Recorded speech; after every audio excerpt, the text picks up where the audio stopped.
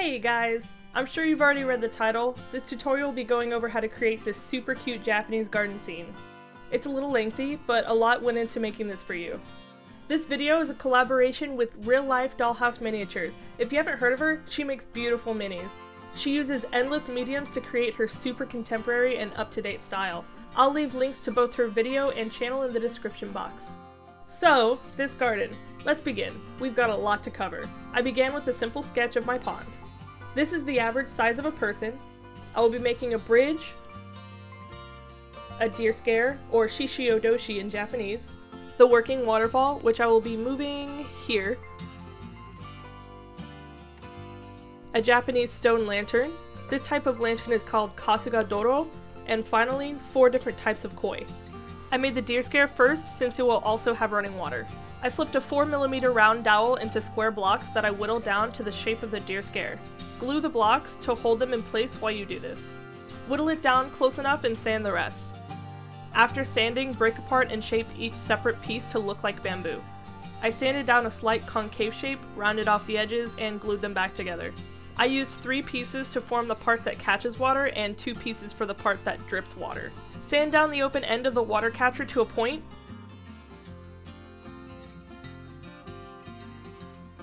I closed off the end to the water catcher and the top to the water dripper. Just a disclaimer, but science is the reason my deer scare doesn't work. It looks beautiful, it has great balance, but the surface tension of the water inside is too high, so the water doesn't leave the tube when it falls to the ground.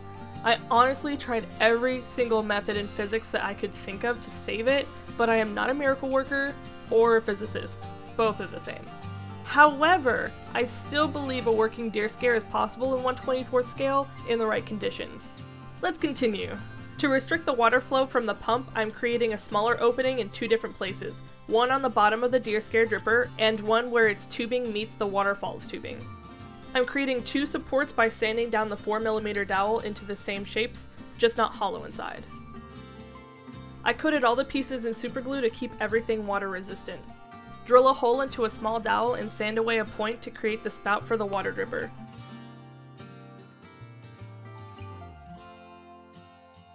Drill another small hole into the center of the water catcher and insert a filed down dowel inside to keep it balanced on the supports. Drill more holes into the supports and leave these pieces alone for now. I'm tracing the pond sketch I created and giving it layers to carve out into floral styrofoam.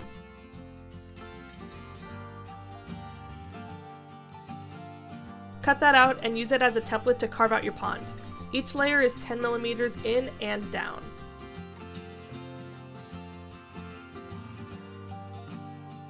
I'm going to use this momentary lull in talking to let you know that I do jump around between projects a lot, staying busy while resin and polyurethane cures, glue dries, and clay bakes. So, be prepared.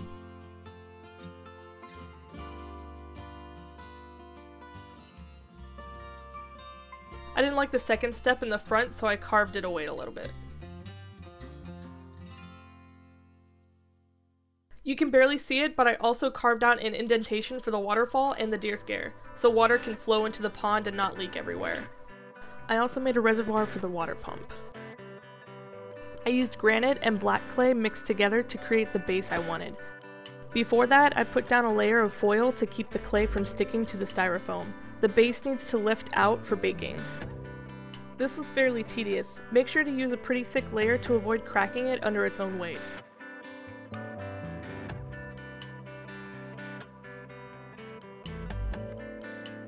I found my top coat was the perfect size for my waterfall reservoir. Wrap it up in foil to slide the object out later, add side pieces to the lip, attach the waterfall and pond together, and bake.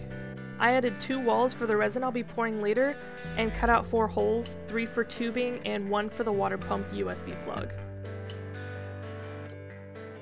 I smoothed out the edges of the styrofoam, cut out a bottom, and cut out slots to fit the tubing underneath the pond.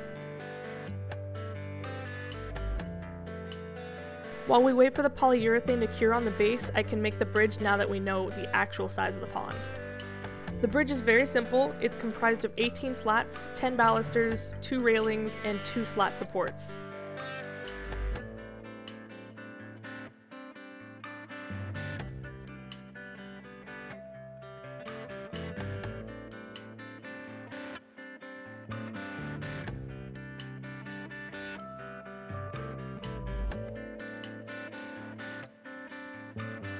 One thing that I always feel needs to be mentioned when making something like this, it's giving the slats a filleted edge. It gives the miniature definition that's familiar to our brain and makes it look more lifelike.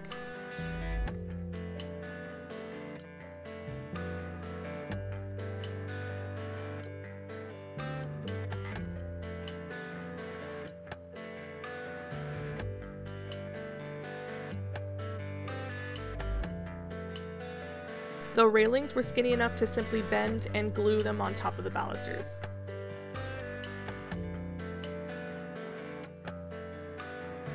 For absolute parallel objects, I like drawing exact guidelines on my work surface. I think it makes all the difference than eyeing it.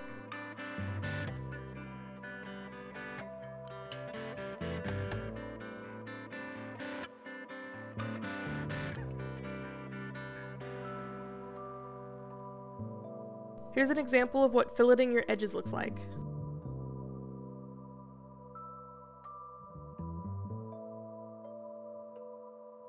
After filing the slats flat, I stained every piece with cherry wood stain just like the garden bench.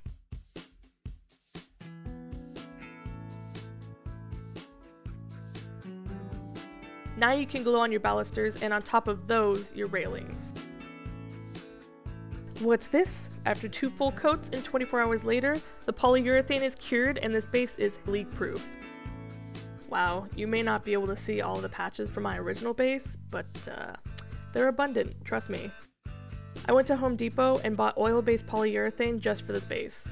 Water-based polyacrylic isn't waterproof, only slightly water-resistant when cured. Next up is pouring easy cast resin into the 2 areas I've reserved. This helped me make a nice water-like base for when there wasn't water in it in the future. It was also a nice starting point for when I glued rocks all over the place.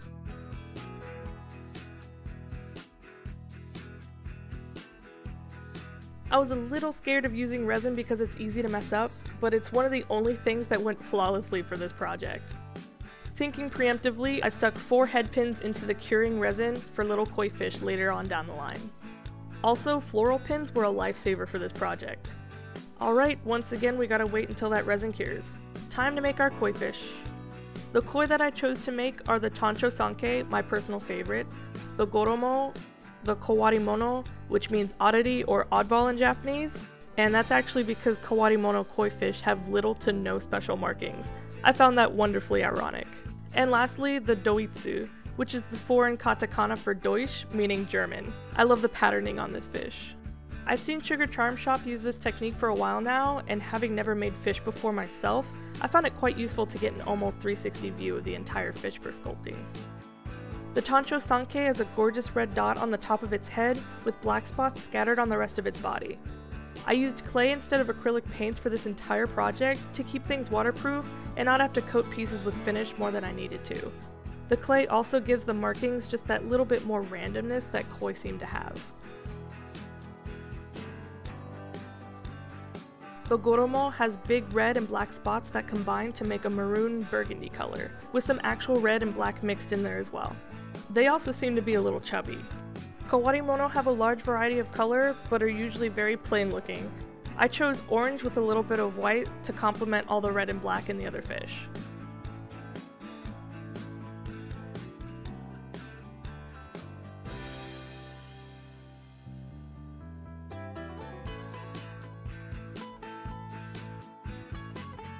The doitsu koi typically have big red spots that have black marks overlapping them, but with opaque edges, with almost no colors blending in with each other.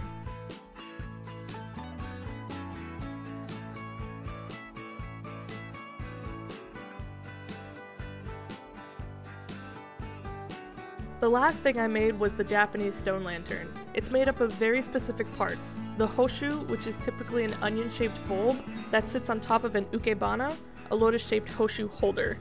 A kasa, which means umbrella, properly named. The hibukuro is the fire chamber, and that sits on top of the fire chamber base, the ukebachi.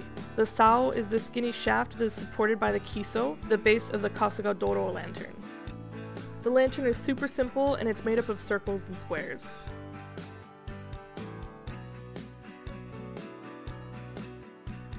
The firebox is hexagonal, so I'm cutting out 6 window pieces. I whittled the concave shape on the shaft, Please don't be dumb like me, wear gloves or whittle away from your body, or both. I cut up those window pieces once pre-baked and used liquid Sculpey to glue them together.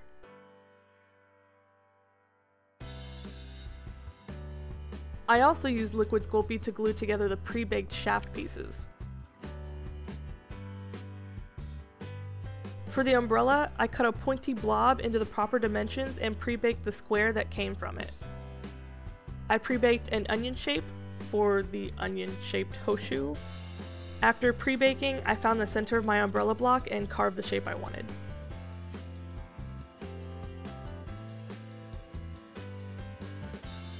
I gave fillets to most of the harsh edges on this piece. I cut all 6 windows at an angle so they would fit together like a puzzle. Believe it or not, but this lantern you see here is a new lantern that I had to make because I burnt the crap out of the first one. I broiled it by accident in a toaster oven. Put your onion on top of your umbrella and make tiny little petals for the lotus part.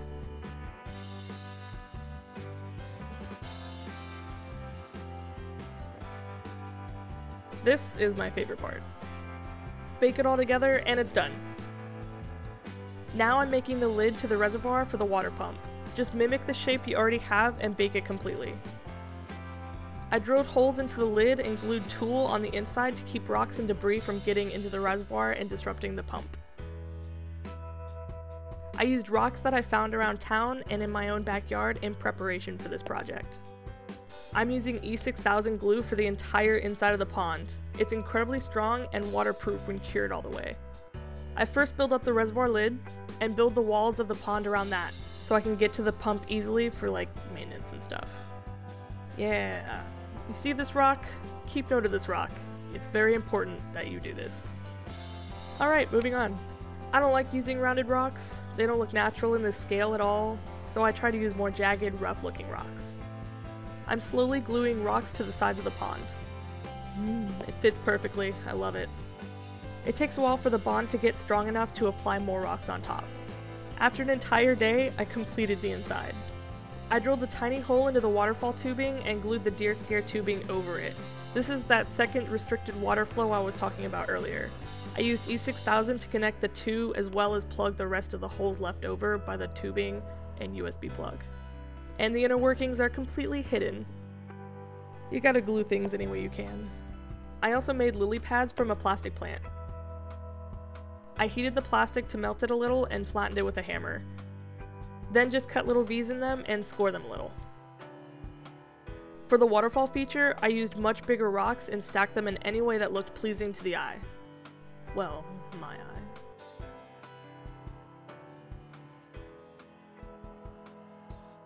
I put down sand for the deer scare and pressed it into the glue so it could dry in place.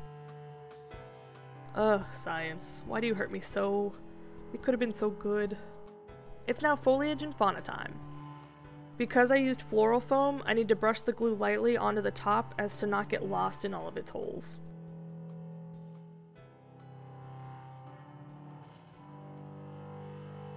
These are a few tufts of some of the fake plants I found.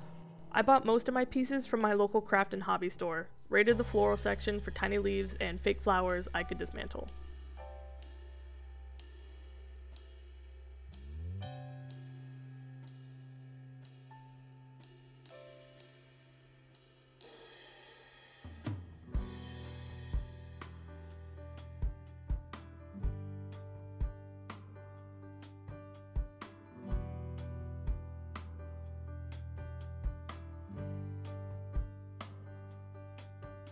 Super flat rocks from my backyard. I pressed them into the foam so they would lie flush to the ground. Next I glued the fish onto the head pins I set in the resin.